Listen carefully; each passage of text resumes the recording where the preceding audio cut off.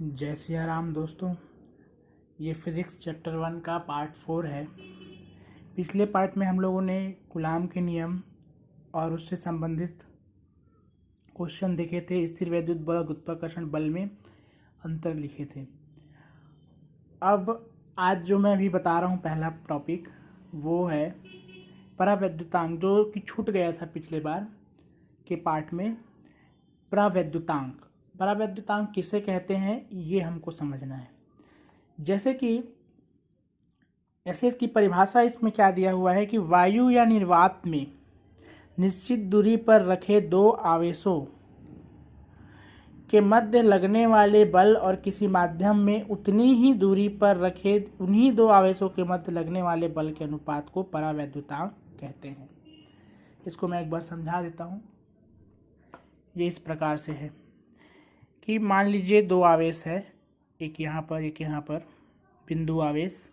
एक का जो आवेश का परिमाण है वो Q1 है और दूसरे का Q2 और दोनों के बीच की दूरी R है और ये वायु या निर्वात में उपस्थित है। ये दोनों, इन दोनों के बीच का माध्यम वायु या निर्वात है। फर्स्ट कंडीशन में देखते हैं, दो आवेशों के मध्य बीच की Q1 और Q2 के मध्य की दूरी R और बीच में माध्यम क्या है, वायु या निर्वात।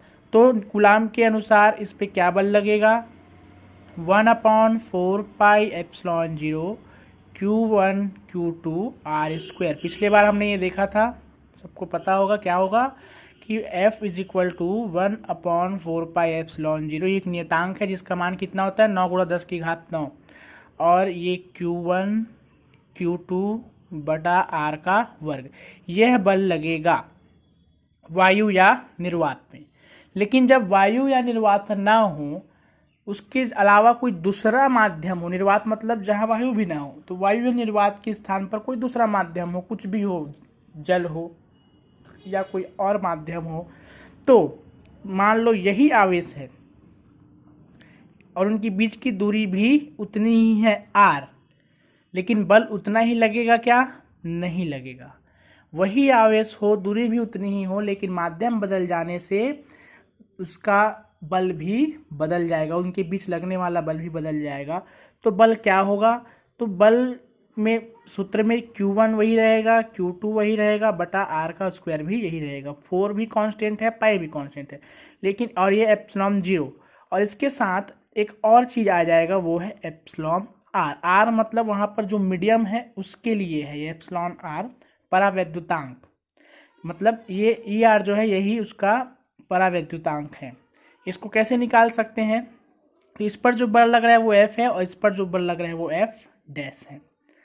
तो F और बटा F डैश अगर करेंगे, F बटा F डैश, F बटा F डैश, तो देखिए F के मान में और F डैश के मान में सब सेम है, कट जाएगा। एक चीज़ बस अलग है, यहाँ पर एप्सिलॉन R है, तो ये सिर्फ एप्सिलॉन R बच जाएगा।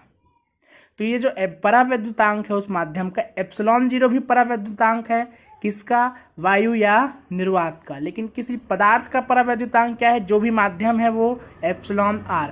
उसका मान कैसे निकालेंगे, F/F डैश। F क्या है, दो आवेशों के बीच लगने वाला बल वायु या निर्वात में।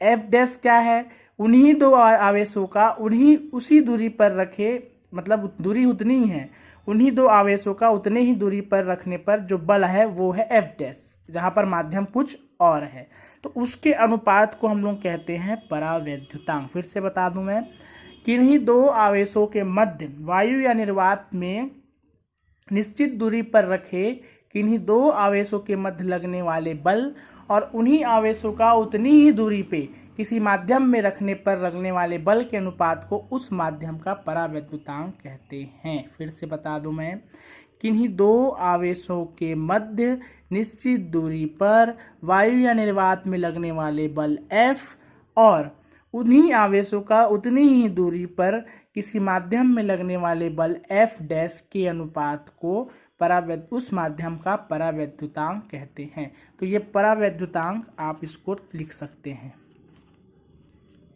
परावैद्युतांक जो भी है आप इसको लिख सकते हैं। अब बढ़ते हैं आगे नेक्स्ट टॉपिक की ओर। हम लोग स्थिर विद्युत बल और गुरुत्वाकर्षण बल में अंतर देखे थे। उसके बाद अब हम लोग आ रहे हैं, जो टॉपिक है वो है विद्युत क्षेत्र। ये जहाँ पर आप देख सकते हैं ये है विद्युत क्षेत्र। विद्युत क्षेत्र, विद्युत क्षेत्र किसे कहेंगे? किसी आवेश के आसपास का वह क्षेत्र जहाँ तक उसका प्रभाव होता है विद्युत क्षेत्र कहलाता है। ठीक है, विद्युत क्षेत्र किसे कहेंगे? किसी भी आवेश के आसपास का वह क्षेत्र जहाँ तक उसका प्रभाव रहता है उस क्षेत्र को। जैसे मान लीजिए कोई आवेश है तो इसका कोई क्षेत्र होगा जहाँ पर कोई दूसरा आवेश प्रभावित होगा। जैसे चुंबक होता है, चुंबक को बहुत दूर दूर में चुंबक है तो उस पर कोई प्रभाव नहीं रहेगा। पास लाते जाएंगे तो एक ऐसा जगह आएगा जहाँ पर से चुंबक का प्रभाव आना शुरू हो जाएगा। तो ऐसे ही उसका क्षेत्र, जैसे पृथ्वी का गुरुत्वाकर्षण क्षेत्र होता है, जैसे हर आवेश के चारों ओर का वह क्षेत्र जहाँ पर कोई दूसरा आवेश प्रभावित हो, है ना, उसके आसपास का वह क्षेत्र जिससे कोई दूसरा आवेश प्रभावित हो, उस क्षेत्र को कहते हैं उस आवेश का विद्युत क्षेत्र। तो किसी आवेश के आसपास का वह क्षेत्र जहाँ तक उसका प्रभाव होता है उसे हम कहते हैं विद्युत क्षेत्र। और दूसरा चीज़ है विद्युत क्षेत्र की तीव्रता। ये दोनों की परिभाषाएं आपको लिखनी है, विद्युत क्षेत्र और विद्युत क्षेत्र की तीव्रता। तो विद्युत क्षेत्र की तीव्रता ये है कि विद्युत क्षेत्र के किसी बिंदु पर स्थित एकांक धनावेश फिर से विद्युत क्षेत्र के किसी बिंदु पर स्थित एकांक धनावेश जितने बल का अनुभव करता है उस बिंदु पर विद्युत क्षेत्र की तीव्रता कहते हैं। ठीक है, जैसे कि ये कोई आवेश है, आवेश के विद्युत क्षेत्र है, यहाँ पर कोई एकांक धनावेश आ गया। एकांक धनावेश का मतलब आवेश जिसका परिमाण 1 कूलाम हो। 1 कूलाम के परिमाण को हम एकांक धनावेश कहेंगे। 1 कूलाम आवेश को हम एकांक धनावेश कहेंगे। तो यह एकांक धनावेश इस बिंदु पर जितने बल का अनुभव करेगा वह होगा यहाँ पर विद्युत क्षेत्र की तीव्रता। मान लो यहाँ पर रखते हैं तो यहाँ पर तीव्रता कुछ और आएगी, तो इस बिंदु की विद्युत क्षेत्र की तीव्रता कुछ और होगी। उसी धनावेश को अगर यहाँ पर रखते हैं तो यहाँ पर कुछ और होगा। पास आएगा तो प्रभाव ज़्यादा रहेगा, दूर जाएगा तो प्रभाव कम रहेगा। तो इस क्षेत्र में कहीं पर भी किसी भी बिंदु पर अगर हम एकांक धनावेश रखते हैं तो वह एकांक धनावेश जितना बल का अनुभव करेगा उस बल को ही उस बिंदु पर विद्युत क्षेत्र की तीव्रता कहेंगे।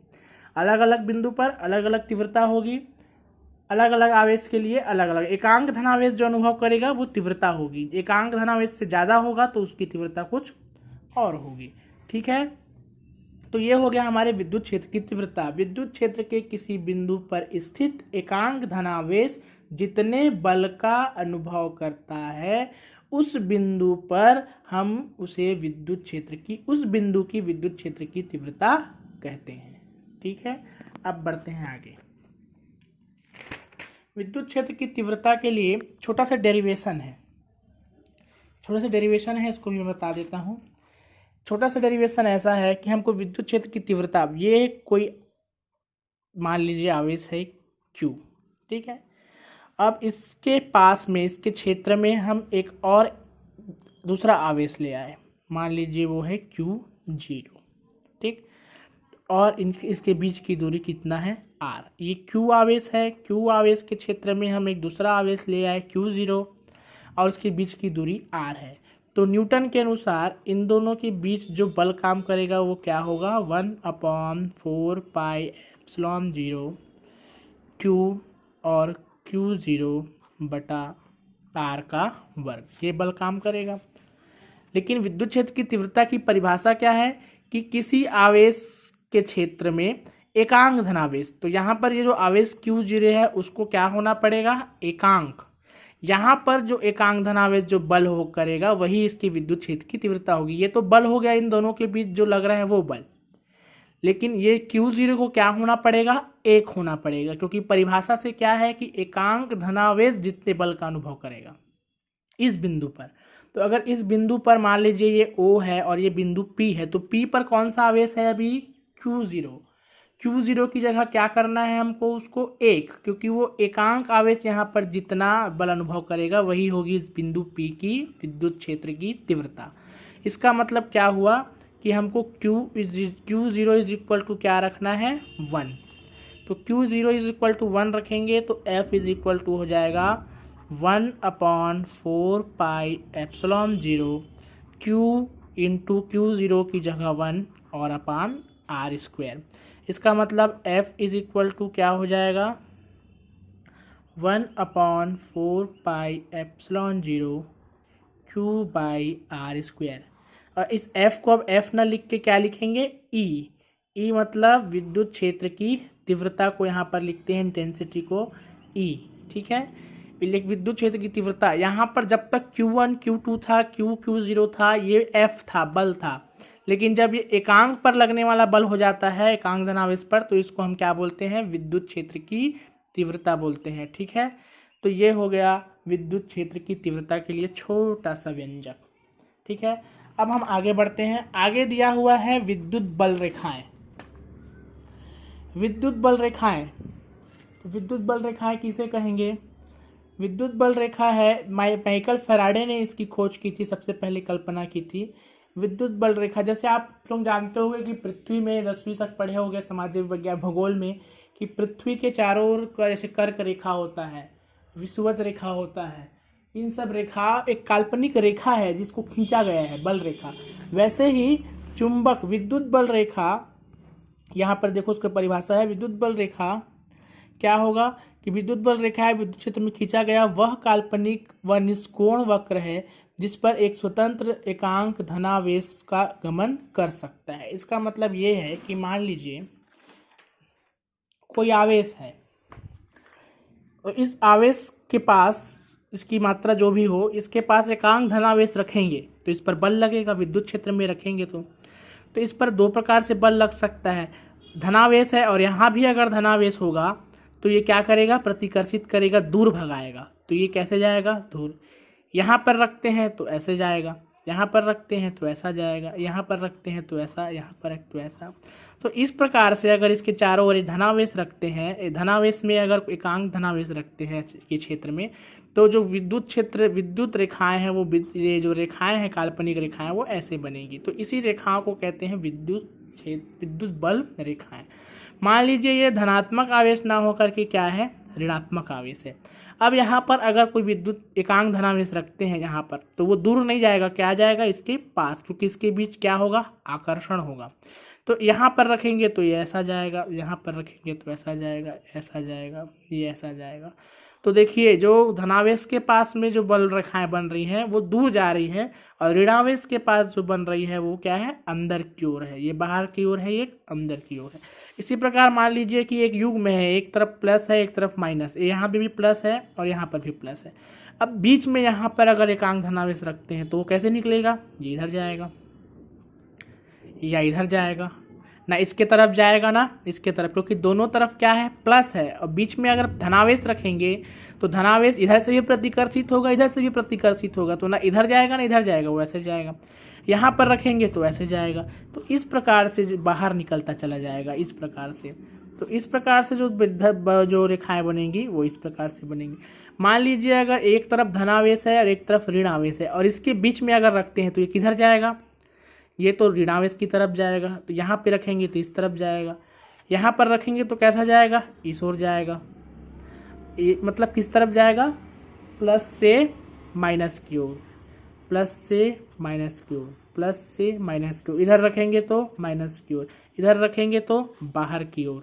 तो इस प्रकार से विद्युत बल रेखाएं प्राप्त होती है। यानी कि किसी विद्युत क्षेत्र में एकांक धनावेश रखने पर वह जिस मार्ग में गति करता है उस मार्ग के काल्पनिक रेखा को कहते हैं विद्युत बल रेखाएं।